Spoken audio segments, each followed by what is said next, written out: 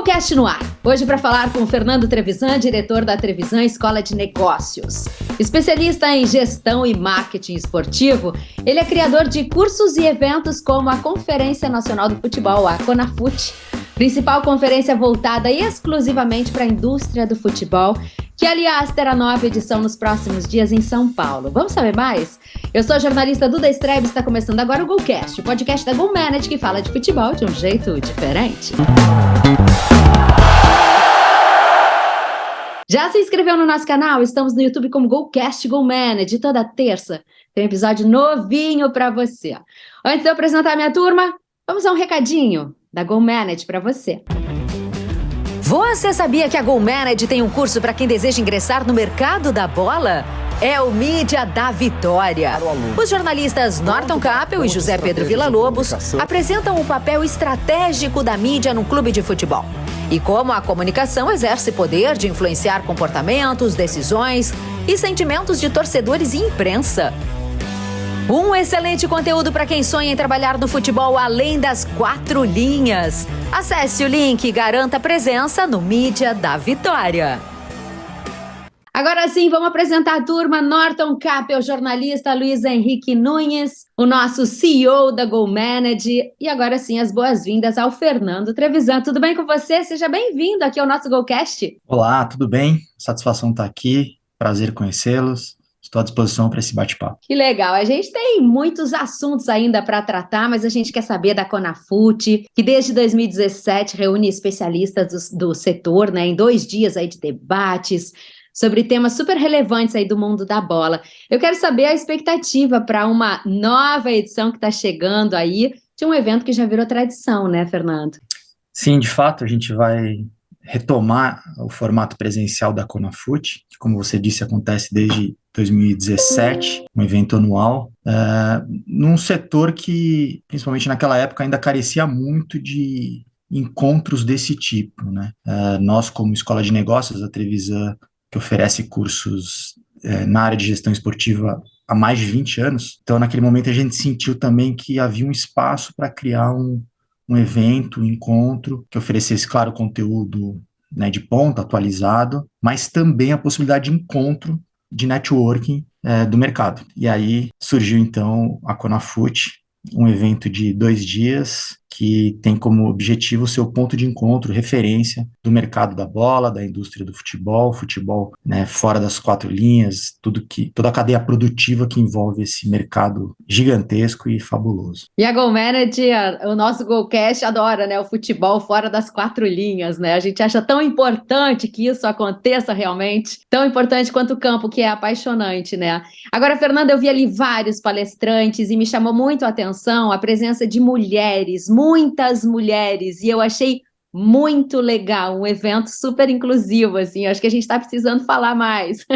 Muito bem pontuado. O setor esportivo, o mercado em geral, né, tem uma dificuldade de equidade de gênero, né, mas o esporte em específico, creio que tem uma dificuldade ainda maior, que tem evoluído, né, talvez em passos mais lentos do que a gente gostaria, seja na audiência, né, hoje a gente já vê nos estádios uma presença maior de mulheres do que a gente via antes, seja na prática, né, a gente vê também as crianças, as meninas, com um espaço mais aberto para jogar, né, coisa que não acontecia na minha infância, por exemplo, seja na gestão, né, também alguns espaços de gestão de entidades, de clubes, já tem aparecido mais fortemente a arbitragem, narração, né?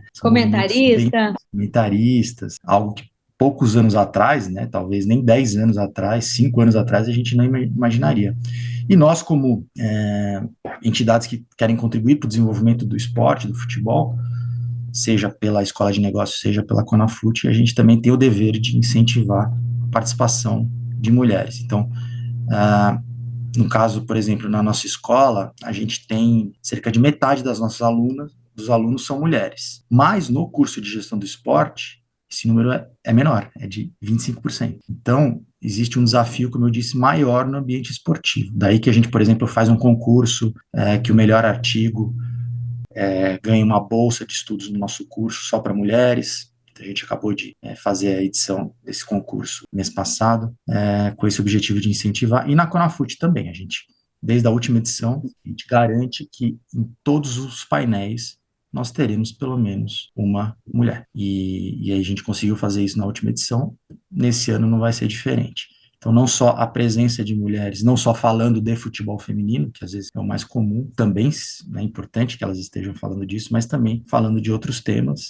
E além da participação, também os temas que a gente traz, muitos deles são relacionados a uma maior necessidade e importância da diversidade, aí não só de gênero, mas também de outras dimensões, que inclusive é o mote de um dos painéis, né, diversidade e inclusão. Então é isso, a gente quer também contribuir para esse processo de maior inclusão, equidade e diversidade no futebol. Fernando, eu queria, agradecendo a tua presença aqui no Golcast, aprofundar um pouco essa questão da diversidade, do espaço para as mulheres, para as outras questões, né, de racismo também. E tu fizeste uma frase, eu li uma frase numa rede social sua, em que as discussões do futebol, elas são feitas por homens héteros e brancos. E eu achei muito impactante essa frase e é realmente uma realidade que agora começa a mudar. Então eu gostaria que tu nos contasse um pouco mais, até tu falasse aí de um painel que vai discutir esse tema da diversidade. Eu queria aprofundar, que tu nos dê mais detalhes de como a diversidade, seja sexual, seja racial ou seja de gênero, vai estar presente aí na conferência, até para que o nosso público possa também poder aproveitar isso e saber que realmente nós estamos todos indo para uma nova era e um novo momento no futebol e nos esportes. Pois é, tem um aspecto da origem do nosso esporte, né, um aspecto histórico. Ele foi criado num ambiente de homens de alta renda na Inglaterra, e então já tem esse DNA lá de trás, né, desses 150 anos de história da modalidade. Com isso, ele foi sendo rompido, né, a partir da virada do século, com alguns clubes já passando a aceitar negros, e na questão do gênero, aqui no próprio nosso país, era proibida a prática do esporte pelas mulheres até pouco tempo atrás. No ano que eu nasci, foi quando houve essa mudança, né, em 79. Quer dizer, algo muito recente e que até, né, hoje já é muito impactante, né, para nós que estamos cada vez mais atentos a essa questão. Então, nós temos uma muralha aí para romper, né, porque são décadas e décadas de um ambiente que não privilegiou a integração e a diversidade. E sim, os negros passaram a fazer parte do ambiente dentro de campo, mas isso não eliminou o racismo, né, que está presente toda semana no nosso país, no nosso continente, na Europa, no mundo, relacionado ao futebol, né, porque ainda há poucos negros em cargos de liderança, né, e aí que a gente promove realmente a mudança, quando a gente tem mais treinadores negros, quando a gente tem mais árbitros negros, quando a gente tem mais dirigentes negros nas entidades, nos clubes, e isso ainda é algo bastante incipiente, né? E assim como a questão de gênero. A questão, então, da orientação sexual é ainda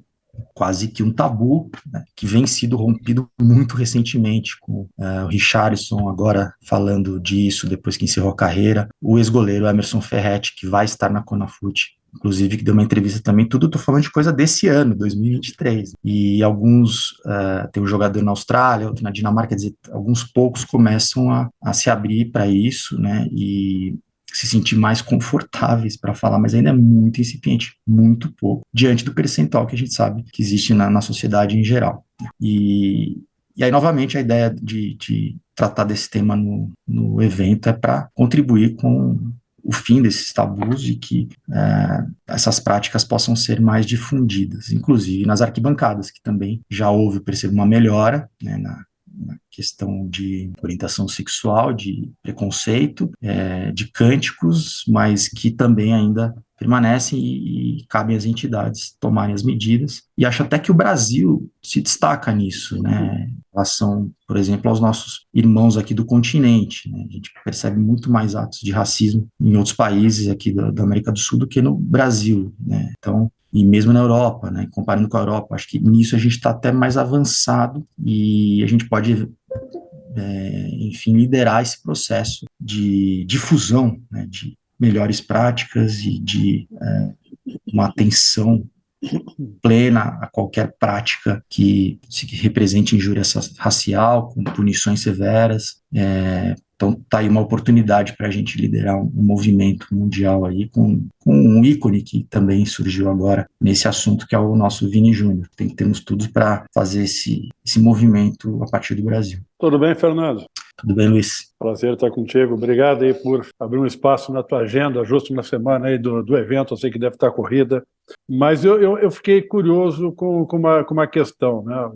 Você citou assim, a questão do racismo, né? Porque nós temos poucas pessoas, né, da raça negra em cargos de gestão. A questão da valorização também da mulher, né? Também temos poucas mulheres em cargo de gestão. E você citou que na escola, né, os cursos da Trevisan, 50% dos alunos são mulheres, mas que apenas 25% no curso de gestão, apenas 25%.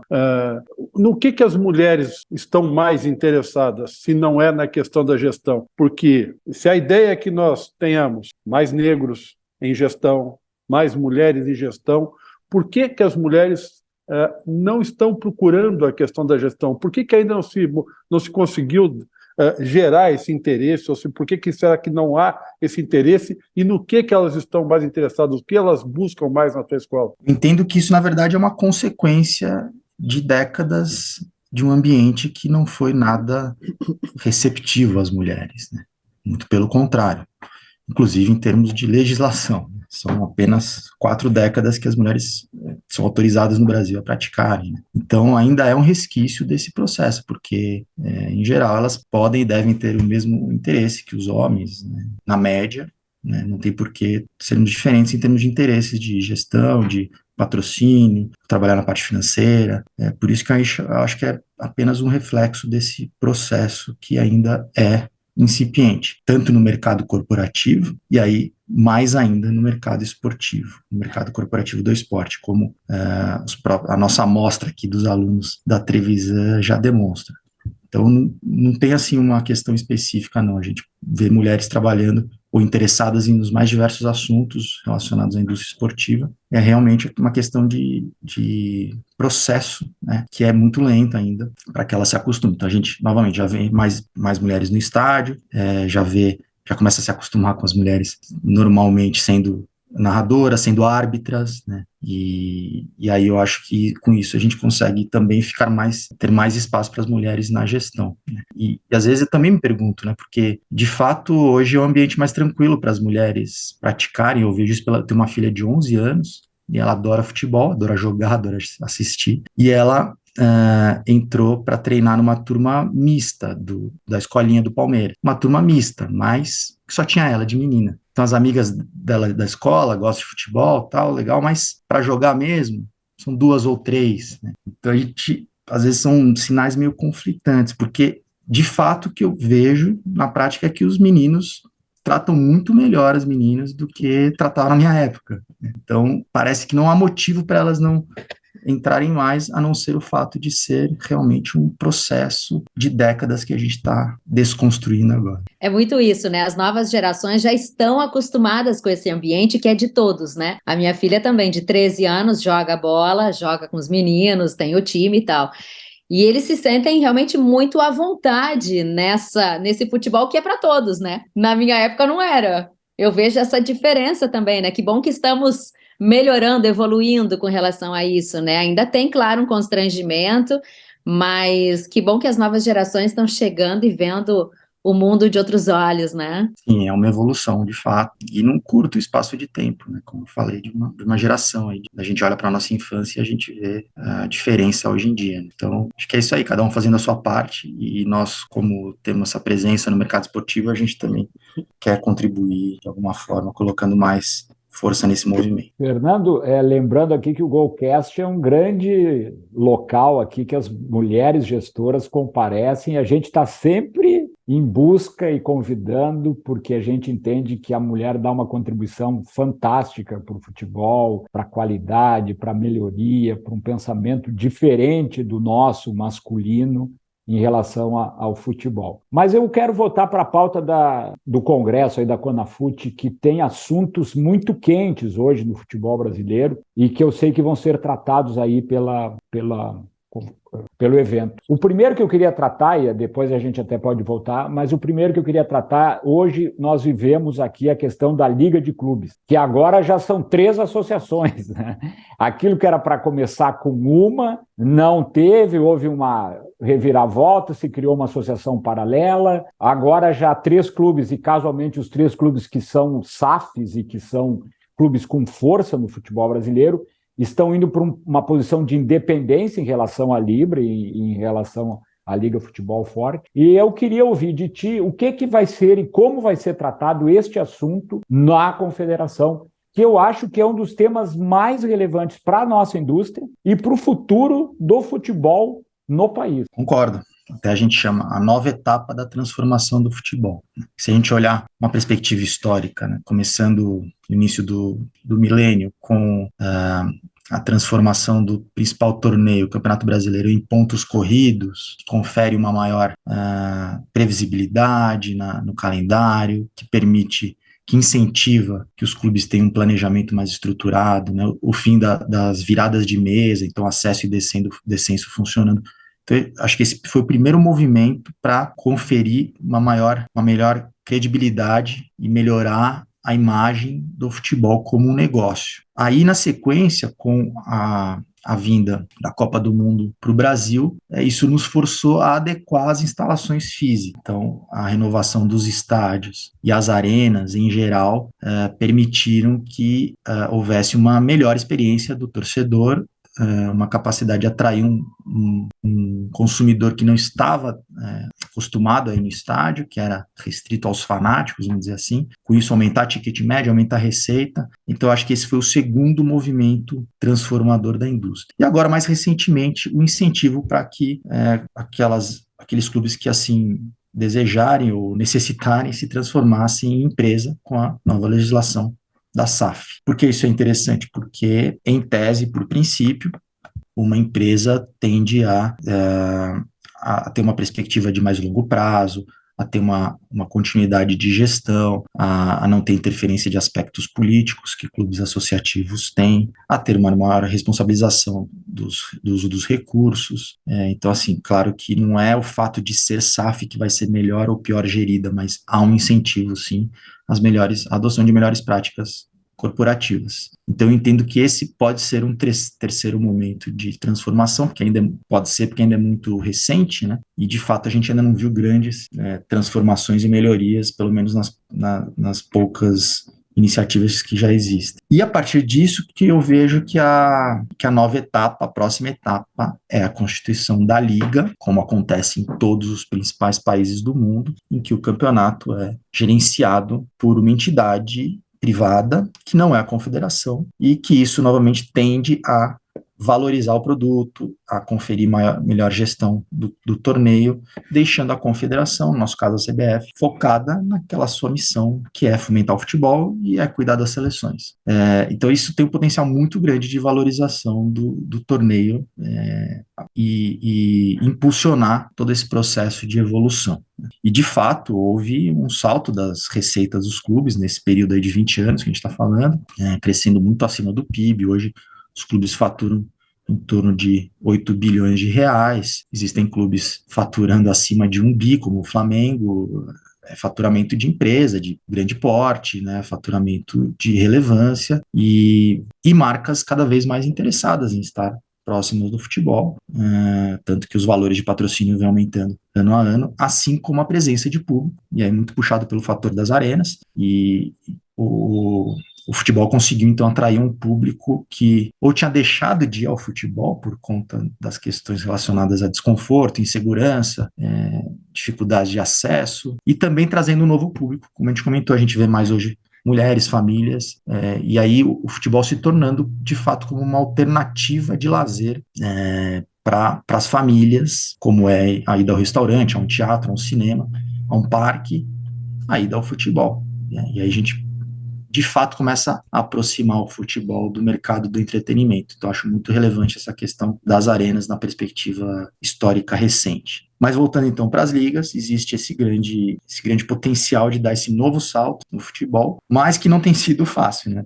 Pelo que a gente tem visto nos últimos meses, e é uma questão também histórica nossa, a dificuldade de união dos clubes, né? Os clubes tendem a olhar apenas ao seu próprio umbigo, esquecendo que não existe competição, não existe valor de negócio de um clube se não houver adversário, se não houver um torneio bem estruturado. Ele por si só não vale nada, a não ser se ele estiver competindo, se estiver dentro de uma gama de adversários para gerar valor. E isso ainda é um desafio grande, né? Novamente, pegando comparativo com outros setores, todo setor econômico tem a sua associação, a sua entidade de classe, seu movimento corporativo ali, e ali há uma visão comum, né? Fora daquele ambiente há a concorrência normal das empresas, mas naquele ambiente associativo existe a discussão pensando no bem maior do mercado, e isso ainda é um movimento incipiente que poderia realmente dar um salto transformador com a constituição da Liga, né?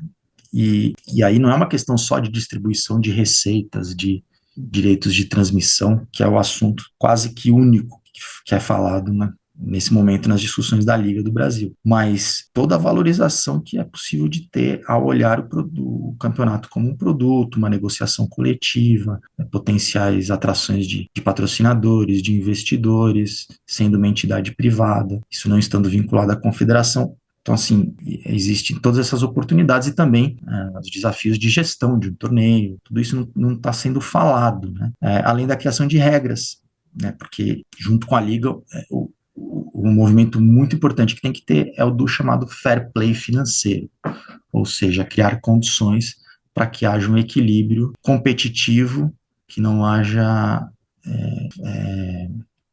injeções excessivas de recursos que possam desequilibrar a competição dentro de campo, criando regras de tetos para salários, de investimentos, coisas que já está mais avançado na Europa, mas ainda é desafiador para eles também.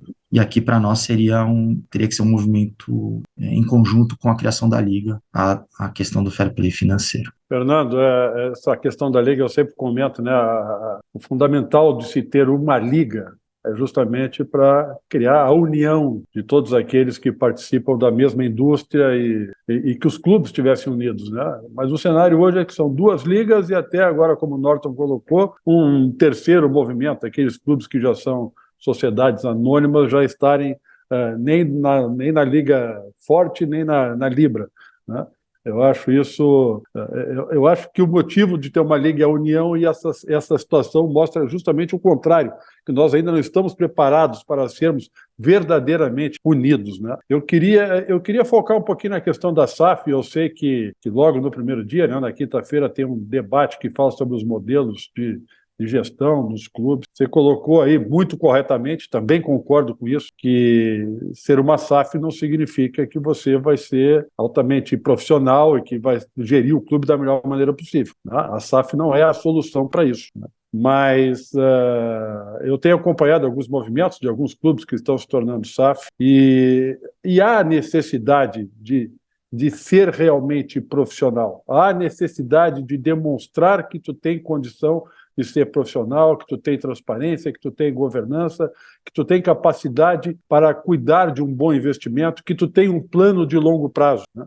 Porque a gente não consegue ver um investidor, né, muitas vezes não ligado a esta indústria, colocar o seu dinheiro ali sem que ele perceba claramente que aquilo será um bom investimento e que será tratado de forma profissional, né? Eu sei que na quinta-feira isso vai ser bastante debatido, mas eu queria, até por conta do que tu fazes na escola e pelo próprio encontro, ouvir a tua opinião sobre a necessidade de, ao se tornarem SAF, de obrigatoriamente serem clubes altamente profissionais e que, por consequência, imagino, mais bem geridos. É a garantia? Não, não é, mas é uma necessidade de que assim seja, sob pena de o Brasil não se mostrar atraente para investidores. Sim, de fato, Luiz, e sendo uma associação, não é possível receber investidor externo. Então, para haver uma injeção forte de recurso para um clube, é só ele se transformando realmente em empresa, numa sociedade anônima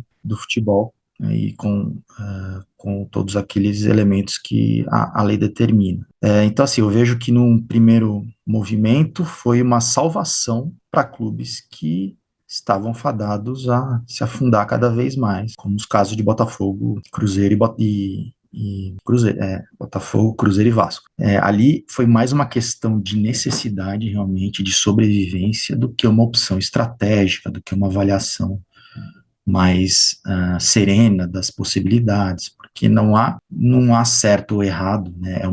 O ideal é que seja uma decisão com avaliações dos pontos fortes e fracos, ameaças e oportunidades, deixar de ser uma associação e virar uma SAF. Clubes como o Palmeiras e o Flamengo hoje, eles têm esse conforto, e alguns outros também, de optar por se manter associação, que estão com as contas em dia, estão bem estruturados, né? Já esses 3 clubes que eu citei, pelo menos, não tinham essa alternativa. Então, acho que essa foi uma primeira onda das SAFs. Aí veio uma segunda onda, que são aqueles clubes que puderam pensar, refletir, porque aí você consegue também trazer melhores investidores, negociar valores mais adequados, que eu vejo que foi o processo do Bahia, né? Um clube que estava relativamente também bem estruturado e conseguiu fazer um processo mais tranquilo e atrair um grande investidor aí que, além de ter capital, é um investidor estratégico, que é o Citigroup, com a possibilidade de fazer parte de um pool de clubes pelo mundo e todos os benefícios que isso possa atrair. Então, acho que esse segundo momento são as entidades, os clubes que puderam fazer essa avaliação,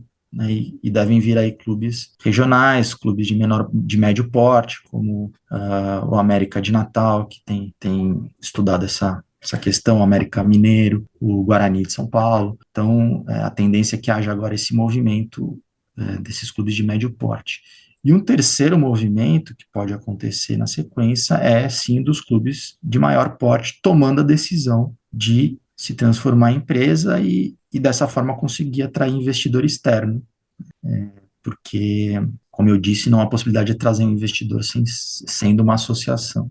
Existem os riscos também desse processo não dar certo no sentido do investidor ou da pessoa, da empresa ou da pessoa ou do fundo que assumiu o clube ou a sociedade criada pelo clube, não ser um bom gestor ou não conseguir implementar as melhores práticas de gestão.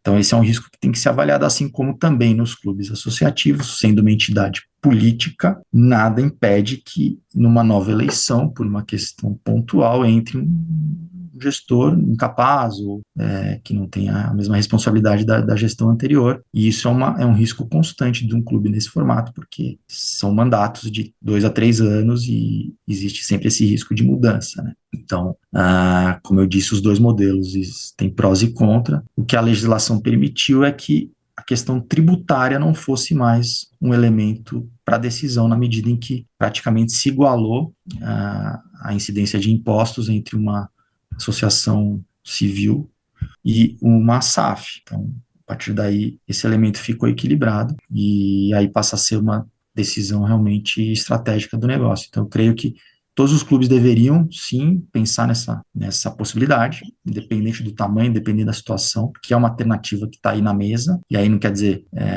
pode ser vender 10% do clube, pode ser vender 50%, e aí você tem uma série de alternativas também de potenciais investidores, podem ser pessoas físicas, podem ser fundos de investimento, podem ser clubes ou chamados multi-ownership clubs, né, que é esse modelo do City, que tem vários clubes no seu portfólio, e espero que os clubes estejam realmente olhando para isso, porque é um elemento importante tanto para uma possível injeção de capital e colocar o clube no outro degrau, como pode sim ser uma forma de incentivo às melhores práticas de gestão. Novamente, são incentivos, porque isso não significa que automaticamente o clube passa a ser bem gerido, mas é natural que empresas tenham um olhar maior para a gestão responsável do que associações e entidades, né, que os clubes no Brasil são desse formato, 90 e tantos % dos clubes são no formato associativo, porque é a sua origem, né, são reuniões de pessoas em torno de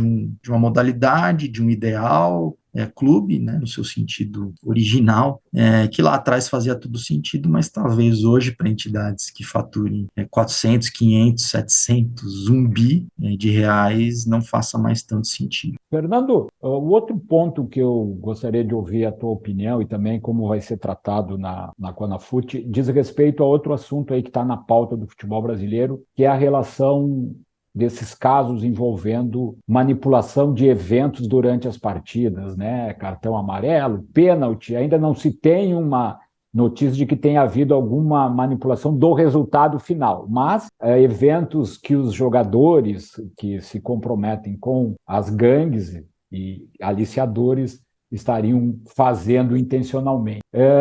Há uma questão complexa no país que não tem ainda uma regulamentação das bets, há uma preocupação porque elas investem muito dinheiro hoje nos clubes, então é uma zona cinza. Eu queria te ouvir sobre essa zona cinza e como isso também vai ser discutido e aprofundado aí na conferência. Pois é, esse é um assunto que tem várias dimensões, né? Uma delas é a força do setor em termos de patrocínio. Hoje os clubes são bastante dependentes das empresas de apostas em termos de patrocínio. São mais de 350 milhões injetados todo ano só por esse tipo de empresa. 19 dos 20 clubes da Série A são patrocinados por empresas bet. Isso só falando dos clubes, mas muitas empresas patrocinam os torneios e muitas empresas patrocinam as transmissões. Então, se a gente somar isso tudo, é sem dúvida o setor.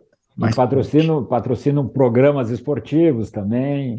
Exatamente. Até torcidas organizadas são patrocinadas por empresas bet, então realmente eles entraram de cabeça, aproveitando o ambiente ainda que não está regulamentado, exatamente para poderem se estabelecer, porque a tendência é que sobrem algumas dezenas só de empresas diante das milhares que a gente tem hoje, no momento em que houver a regulamentação do setor. Então, a gente vai tratar dessa questão do patrocínio, quanto que isso é relevante, uma mudança nesse setor pode impactar a entrada de recursos no futebol, nos clubes, e isso demonstra uma fragilidade, porque nunca é bom você depender tanto de uma única fonte de receita, né? Isso em nenhum negócio, então é sempre mais arriscado quando isso acontece, pelo menos no quesito patrocínio, os clubes estão bastante dependentes desse único setor, vamos dizer assim. Essa é uma perspectiva. A outra é a própria legislação, como é que vai se dar essa regulamentação, né? A lei foi aprovada há quase 5 anos e ficou nessa zona cinzenta, nesse limbo, que é um problema para criar as regras do jogo, para criar algum tipo de controle, segurança jurídica, e também impostos que o país poderia estar faturando não estão sendo recebidos porque as empresas têm sede no exterior, exatamente porque ainda não está regulamentado. Então, quais são os impactos, as perspectivas relacionadas à regulamentação desse mercado? A terceira dimensão, que é a questão da integridade do esporte, né? O jogo perde muito do seu valor se as pessoas percebem que ali podem ter manipulações, que não está sendo jogado da forma mais justa. E isso não interessa, obviamente, a ninguém, nem mesmo as próprias empresas de aposta, que inclusive perdem dinheiro com esse tipo de situação, mas o principal impacto é na imagem do esporte, e aí acaba sendo uma vinculação meio natural, né, entre a questão do setor estar muito dentro do esporte por meio de patrocínio e o esporte e a modalidade está com uma série de denúncias relacionadas à integridade. Que legal a gente poder antecipar um pouquinho esse debate da CONAFUT, né? Eu estou adorando. E eu queria trazer aqui para a gente bater uma bola também sobre o futuro da mídia esportiva, que é outro tema que será tratado. A GoManage tem um curso que se chama Mídia da Vitória, com o Norton Cap e o José Pedro Villa-Lobos, nossos jornalistas aqui também. E tem tanta novidade hoje na nossa área, que até nós, jornalistas aí, já com um caminho, hein, Norton? Ficamos surpresos, né? É muita alternativa mesmo. O Norton falou de programas esportivos. Hoje todo mundo tem um canal no YouTube.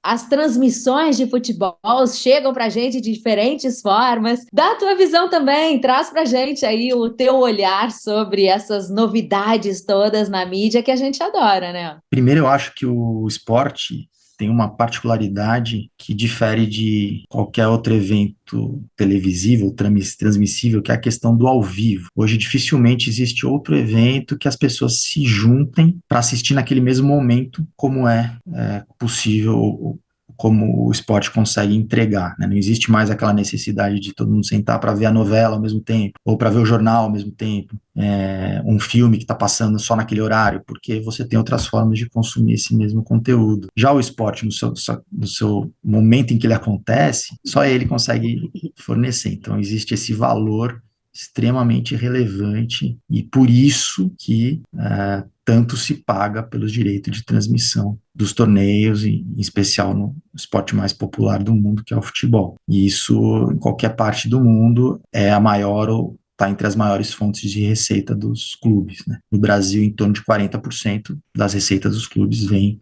dos direitos de transmissão. Também por isso que ele é um tema mais falado ali na questão das ligas nesse momento, né? A venda desses direitos, dessas propriedades tão valiosas. E elas são valiosas exatamente por isso, pela força que tem o evento ao vivo. Mas, além disso, existem todas essas outras formas de difusão do conteúdo esportivo, os programas esportivos, os flashes, os vídeos depois do evento ou antes do evento, a questão das TVs dos clubes, né, a transmissão dos vestiários, isso também é algo que tem crescido muito, quer dizer, o consumo do esporte não só durante a transmissão, mas ao longo, no intervalo entre os jogos, né. Isso acho que a pandemia contribuiu, ou a situação da pandemia contribuiu bastante para os clubes, para as empresas de mídia entenderem melhor esse ambiente digital e como monetizar isso. E aí também do lado dos consumidores, as pessoas também se acostumaram com esse tipo de consumo. E aí por isso essa transformação toda que às vezes nos deixa até meio tontos, né? Não saber onde que o jogo vai ser transmitido, essa descentralização completa, né? Que veio também com a lei do mandante, a possibilidade do clube negociar individualmente as suas partidas. Isso criou um cenário completamente diferente e multiplataforma, né? TV aberta, TV fechada, streaming, agora os canais como o Cazé TV, os canais individuais das pessoas transmitindo, comprando direitos também. E é esse ambiente todo que a gente vai discutir nesse painel super interessante na Conafute nos próximos dias. Muito legal. No programa passado, né, eu estava discutindo exatamente isso, que o pessoal mais jovem, né, essa molecada de agora, não tem paciência para curtir esse ao vivo por muito tempo. Né? O cara não aguenta ficar lá 90 minutos, né, olhando para aquele campo lá, olhando o jogo. Fica ali brincando com o celular, ele quer interagir. Né? E eu acho isso engraçado porque eu tenho neto, e um dos netos foi pela primeira vez, ele tem 7 anos, mora em Brasília, né? Então ele foi pela primeira vez ao Beira-Rio agora no último jogo. Pela primeira vez. E ele ficou assim, enlouquecido. Né? Minha filha, né, a mãe dele e o meu genro até disseram, vamos lá um pouquinho com ele, a gente vai embora no intervalo, ele não vai ter paciência, mas ele já chegou no estádio falando o seguinte, puxa vida, é todo mundo colorado? Eu disse, claro, pô, a minha filha disse, né, claro, é todo mundo colorado, pô, nós estamos no estádio do Inter, é o jogo do Inter, aqui está a torcida do Inter. Né? Pô, todo mundo colorado. Aí ele entrou no estádio, ele ficou maluco. Ele aprendeu todos os cantos da torcida, os bons e até os ruins. Andou reproduzindo alguns que não deveria, né? Mas cantando música. E ele falou o seguinte: pô, essa cadeira que eu estou aqui é do vô, né? E ele descobriu que a cadeira perpétua é para sempre, né? Essa é a cadeira do meu vô para sempre? É, mais sempre. Então eu vou vir aqui muitas vezes, mas muitas vezes. Eu quero vir aqui o tempo todo. Eu não que sei lindo, Luiz, que lindo! Eu não sei se ele vai, quando crescer um pouco mais, ter essa paciência toda, mas eu acho que é um pouco da cultura que eu aprendi com meu pai, que eles estão aprendendo comigo, com meu filho, com a minha filha, enfim, é uma doideira. Mas, Fernando, deixa eu falar um pouquinho também, um pouco mais aí eu sou um cara que defende a questão da formação, do estudo. Fui dirigente, criei projetos no sentido de formar pessoas, de formar dirigentes, e eu vi uma frase no site da Trevisan que eu achei muito legal e até escrevi ela aqui, né? Que vocês acreditam na importância de criar uma integração do mundo corporativo com o mundo acadêmico, né? Proporcionar em sala de aula um ambiente muito parecido com a realidade. E eu desenvolvi um projeto pensando exatamente nisso, das pessoas viverem dentro do clube aprenderem com a realidade do clube, com o dia a dia do clube, com os processos do clube, com o plano de longo prazo do clube. E este modelo de ensinar que aproxima, eu queria que tu falasse exatamente disso e se for possível, na questão do curso na área esportiva, né? De aproximar realmente o estudante da realidade, do mundo real, de viver o dia a dia, né? Se encaminha algum estudante para algum estágio dentro de algum clube, alguma coisa nesse sentido. Essa frase me chamou a atenção positivamente e eu queria que tu comentasse sobre exatamente esse modelo. Bom, a própria história da nossa escola é essa, né? Ela é oriunda do ambiente corporativo, ela difere das outras instituições acadêmicas, porque ela nasceu dentro da empresa de auditoria que meu pai criou, a Trevisan Auditoria. Em 99, então, a gente criou a faculdade a partir desse ambiente, né, com exatamente essa missão de aproximar o mercado corporativo da sala de aula, porque a visão que a gente tinha era que as instituições acadêmicas estavam muito distantes da realidade, né? Exatamente, ao contratar os jovens trainees para trabalhar na auditoria, a gente percebia essa lacuna, né? Então, a gente nasceu com essa missão. Isso não quer dizer também ausência de embasamento teórico, de estruturação acadêmica.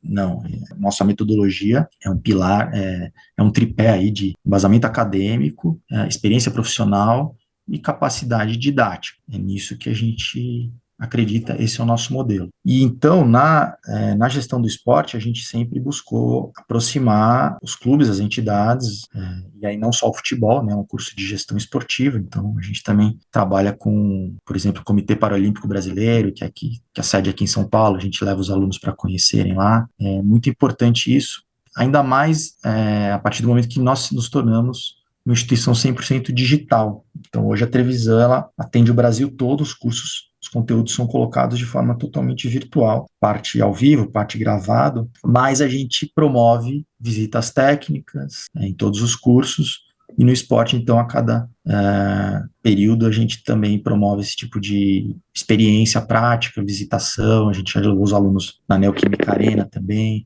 no Allianz Parque, porque é aí que o aprendizado realmente se efetiva, né? Quando ele consegue fazer a ligação entre aquilo que ele tem na sala de aula, os cases, a estrutura teórica, com a visão da prática, de como aquilo é aplicado na realidade. A gente acredita muito nesse modelo. E por falar nisso, tem transmissão também da CONAFUT online ou é só presencial mesmo esse ano? Se a gente vai fazer presencial, talvez alguns painéis a gente consiga fazer uma transmissão, mas a gente vai avisar um dia antes do evento, tá? Porque é um acordo que a gente está amarrando aí para transmitir alguns painéis, mas o evento vai ser presencial mesmo. Depois de 2 anos que a gente fez virtual, a gente sente essa necessidade de retomar e promover esse encontro. Como eu falei no início, é um ambiente ainda muito carente desse tipo de evento, né? Fernando, eu tenho uma curiosidade, eu sei que a Eduarda vai caminhar o final aí, acho que até vai pedir para te passar algumas informações, serviço e número de participantes, enfim, mas uma curiosidade, o que te levou ao esporte e ter projetos no esporte? Qual a tua ligação com o futebol, né? Por que tu tem essa preocupação em organizar uma conferência que discuta a indústria do futebol e o trabalho da Trevisan focado nessa área? Qual a tua relação com isso? Todos nós aqui temos as nossas relações e eu gostaria de saber a tua com o futebol. Claro que eu tenho uma relação pessoal de prática e consumo e de torcida nos esportes, especialmente no futebol, mas isso por si só não significa nada em termos de negócio, né? O que aconteceu lá atrás, depois de criar a escola de negócios, com cursos tradicionais de graduação e pós-graduação, em ciências contábeis, administração, em MBAs, a gente foi procurado pelo José Carlos Brunoro, vocês conhecem, ex-treinador de vôlei, e um dos pioneiros do marketing esportivo no Brasil,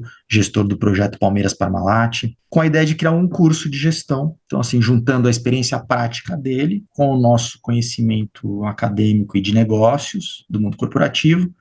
E aí, sim, em 2001, a gente criou o primeiro curso de gestão do esporte. Era um curso de curta duração, de 6 meses. E aquilo, né, foi o único no mercado, pioneiro, e foi ganhando corpo. A gente transformou esse curso numa pós-graduação, depois num MBA, que existe até hoje, além de uma série de outros cursos menores que a gente foi criando ao longo do processo. Então, a gente percebeu aí estrategicamente que havia esse espaço, um setor que vinha num processo inicial de profissionalização e que naturalmente demandaria qualificação de pessoas, de mão de obra para esse mercado, e isso tem se mostrado bem sucedido aí nesses 20 anos de história. E a Conafut veio também com esse intuito de preencher aí por meio de um evento, não de um curso, de contribuir ainda mais para o desenvolvimento dessa indústria por meio de uma conferência. Muito legal, eu gostei bastante dos palestrantes, aqui são vários, né? Estou aqui com a colinha do lado, e se vocês me permitem, vou destacar as mulheres que estarão nesse evento. Joana de Assis, jornalista esportiva, trabalhei com ela no Sport TV. Sandra Santos, diretora nacional de futebol. Isabelle Moraes, narradora. Aline Calandrini, comentarista. Mariana Diniz, marketing de consumo. Olha que legal.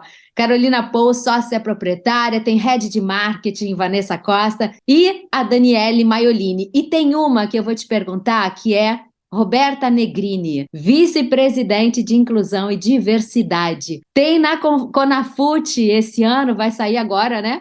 O vencedor, então, o clube vencedor, não é? Conta pra gente que isso é muito legal, que teve mais inclusão, mais ações legais e será premiado na Conafut.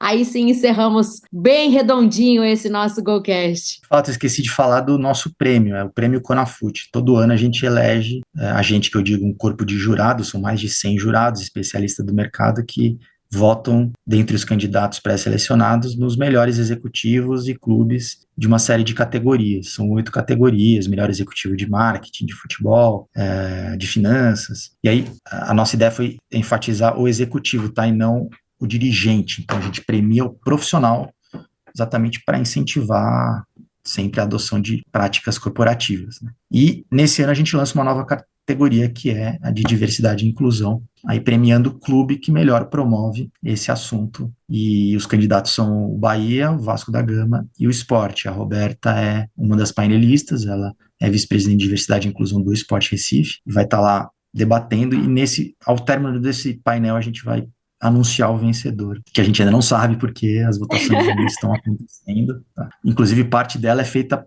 aberta no site, então qualquer pessoa pode ir lá votar no nosso site, conafut.com.br/premiação, e aí você tem acesso ali. Isso tem um peso de 10%, a maior parte do peso da votação é desse corpo de jurados que eu mencionei, mas as pessoas também gostam de participar, então a gente abre também a votação para o público. Muito legal, né? Quem sabe a gente pode chamar aí o vencedor para o nosso GoCast, né? Falar que ações são essas que estão sendo colocadas em prática, porque a gente só assina embaixo aqui, ó. A Roberta, eu quero dizer que já está na minha lista há algum tempo, ainda não consegui. Arrasou? Não arrasou não, arrasou o dia que ela estiver aqui, né? Calma. O contato a gente já tem, a gente está aqui com o cara da Conafut e tal, gente.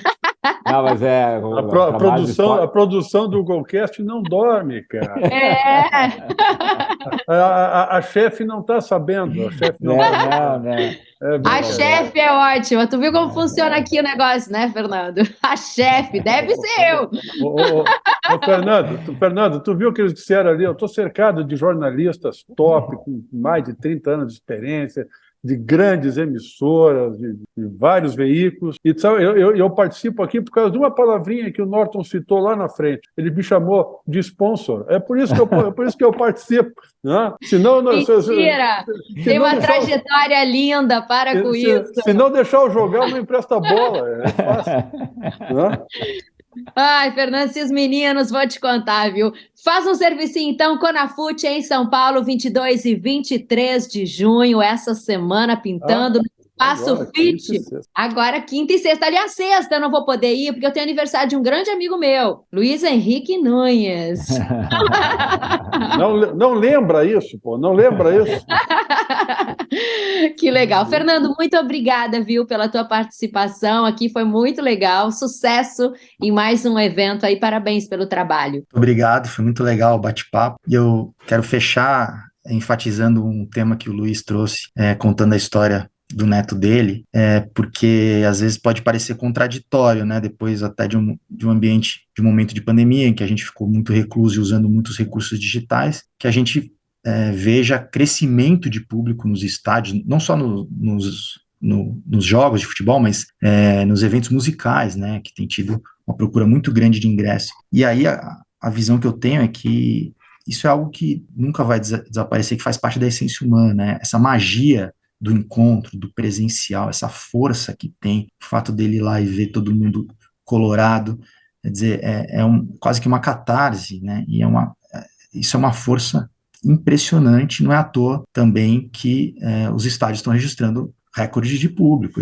Essa temporada do Campeonato Brasileiro certamente vai bater o recorde, que é lá dos anos 80, de presença de público. Claro, existe toda essa estrutura das novas arenas, que contribui para esse processo, mas demonstra um anseio das pessoas que nunca vai desaparecer e que parece que tem se fortalecido pelo encontro, por estar presente, por vivenciar uma experiência no local, né? Essa magia que o esporte promove e aí que está o grande valor desse esporte. E é isso que é legal demais e que nos une aqui também, todos apaixonados por futebol, por esporte. Esse é o nosso GoCast, o podcast da GoManage, que fala de futebol de um jeito diferente. Já se inscreveu no nosso canal? Estamos no YouTube como GoCast GoManage. Toda terça tem episódio novinho para você. Agradecendo Fernando Trevisan, sucesso na Conafute.